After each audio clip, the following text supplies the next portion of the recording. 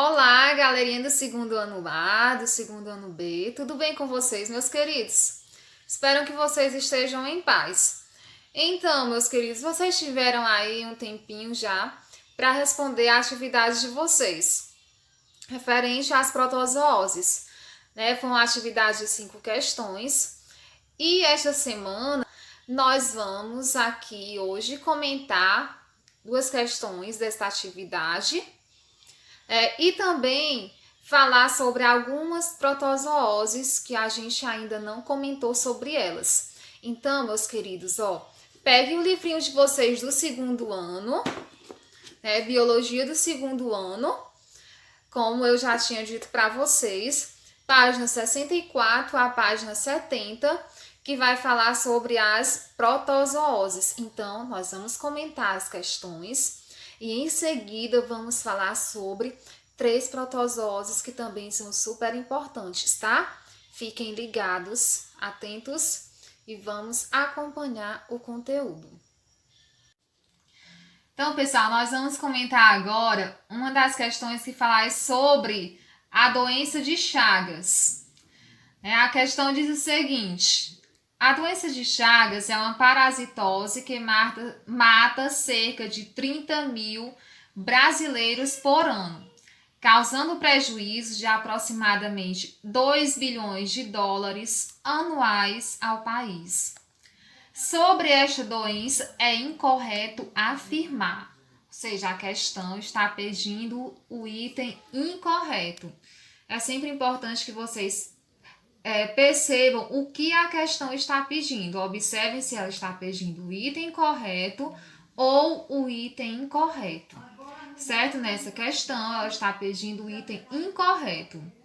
O item A diz: é causada por protozoário, assim como leishmaniose, giardíase, malária e toxoplasmose. Então, esse item ele está correto, porque assim como essas demais doenças, né, a doença de Chagas também é ocasionado por um protozoário. Ou seja, essa informação do item A é uma informação correta. Agora nós vamos para o item B. Existem várias espécies de triatomídeos que podem transmitir o Trypanosoma cruzi, sendo a principal espécie o Triatoma infestans. Pronto, essa informação do item B também é uma informação correta. Item C. O principal órgão parasitado pelo Trypanosoma cruzi é o coração. Então, essa informação do item C também está coerente. A gente falou aqui no vídeo anterior, né, que é o principal órgão afetado, inclusive, né, causa hipertrofia desse órgão, né, hipertrofia, ou seja, o aumento do coração. Item D. A principal forma de prevenção da doença é através da vacinação. Existe vacinação para o Trypanosoma cruzi, né, para a doença de Chagas? Então, não existe vacina para essa doença. Então, pessoal, se a questão está pedindo o item incorreto, o item incorreto é qual? O item D. Agora nós vamos falar sobre a desinteria, né, desinteria amebiana. A questão diz o seguinte: a disenteria amebiana é a inflamação do intestino grosso manifestada por cólicas e fezes liquefeitas, geralmente com muco e sangue. É uma doença causada pela ameba, por isso, esse tipo de disenteria é conhecido também por amebíase. Das alternativas descritas a seguir, assinale a que se caracteriza por seu modo de transmissão da amebíase. Então, a questão está pedindo o quê? A caracterização do modo de transmissão da amebíase. Vamos lá. Item A. A ingestão de alimentos ou água contaminada por fezes que contenham cistos do flagelado? Não, até porque não é um flagelado, né? Então, a moeba histolítica não é um flagelado. Ingestão de cistos do parasita presente nas fezes de gato, aí no item B? Não.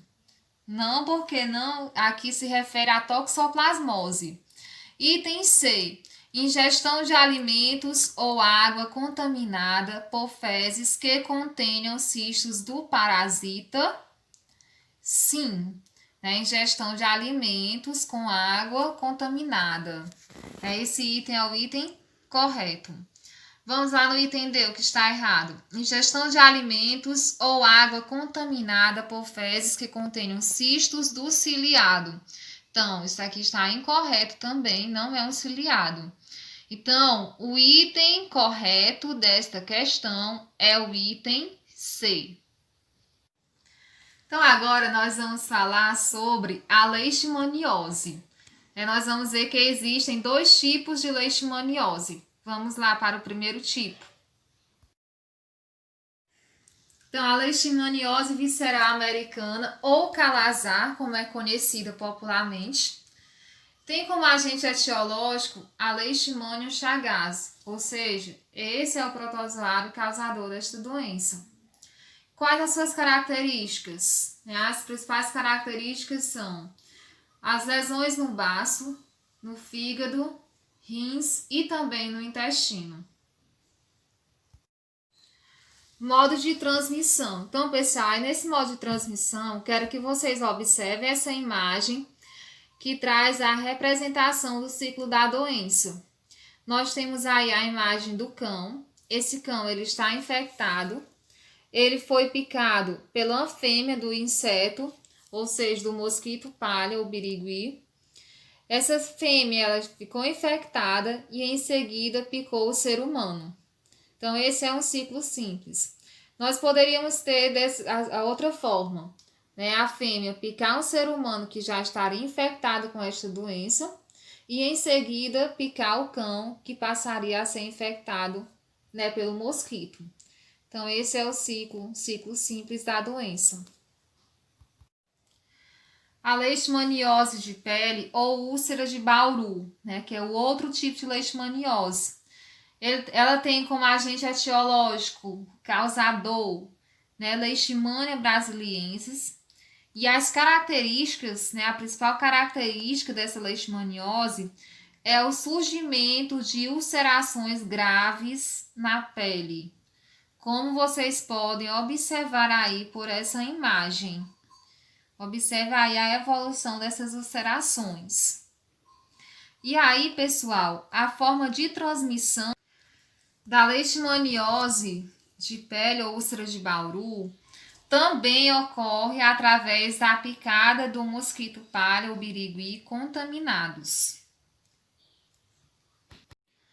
As medidas profiláticas, tanto para a leishmaniose visceral, como também para a leishmaniose de pele ou úlcera de Bauru, o combate ao vetor, no caso aí o mosquito palha ou birigui, e o tratamento dos doentes. Então, nós vamos falar agora sobre a malária, que é uma protozoose também, causada por esporozoários ou genoplasmódio. Essa doença ela afeta milhões de pessoas em todo o mundo, especialmente nas regiões tropicais, como por exemplo na Amazônia. Sintomas ou características da malária. Os sintomas são febre alta, calafrios, tremores, sudorese, dor de cabeça, que podem ocorrer de forma cíclica. E aí, como eu falei para vocês, que ele é causado por esporozoários do gênero Plasmodium, os acessos de febre vão depender do plasmódio que a pessoa foi infectada. Lembrando que existem 3 espécies de plasmódio no Brasil, que é o Plasmodium vivax, Plasmodium malariae e o Plasmodium falciparum. A malária é transmitida ao ser humano pela picada da fêmea do mosquito do gênero Anopheles, que é conhecida vulgarmente por mosquito prego. Mas existem também outras formas que não envolvem o mosquito, que é a transfusão de sangue contaminado pelo parasita, o uso compartilhado de agulhas e ou seringas contaminadas e também a transmissão para o bebê no momento do parto, quando as mães já estão contaminadas. Então, algumas medidas de profilaxia, né? O que fazer para evitar esta doença? Eliminar criadouros do inseto vetor, evitando deixar água acumulada, usar larvicidas, proteger portas e janelas com telas para evitar que o mosquito entre em casa, assim como também usar mosquiteiro nas camas. E outra dica também é usar repelentes de insetos. A toxoplasmose. Então, essa doença, pessoal, tem como agente etiológico causador o Toxoplasma gondii. E as características, né? Geralmente, ela é uma doença assintomática, contudo, em alguns casos pode causar cegueira, né? Grave nas gestantes, porque o parasita pode passar para o feto, afetando seu sistema nervoso. Então, a transmissão da toxoplasmose, ela vai ocorrer através da ingestão de cistos do parasita, presentes principalmente nas fezes de gatos, que são hospedeiros naturais do toxoplasma. E também ingestão de carne crua ou mal cozida, contaminada pelo parasita. Então, eu quero que vocês observem também essa imagenzinha que tem aí o processo de contaminação direta e o processo de reinfestação. Observem aí o processo de contaminação direta, né? Quando você vê aí na imagenzinha que já tem o contato direto com o toxoplasma. E também pode ser aí através do contato, né, as mãos sujas e acidentalmente você vai levar essas mãos à boca já se contaminando. Também através de frutas, legumes que possam estar contaminados, né, com fezes de gato, que você possa não ter lavado de forma correta. Então, algumas medidas profiláticas, né, para evitar essa doença. Adoção de medidas higiênicas básicas, né, cuidados especiais para evitar a contaminação ao lidar com animais, principalmente gatos. Também o cozimento adequado de carnes. Então, a gente percebe que aí as principais medidas estão relacionadas à questão de higiene. Então, galerinha, nós finalizamos aqui o nosso conteúdo sobre protozooses. Eu espero que vocês tenham conseguido compreender. E para qualquer dúvida, consulte o livro de vocês que está aparecendo aí na tela. Né? Revejam o assunto novamente, para que vocês possam compreender melhor.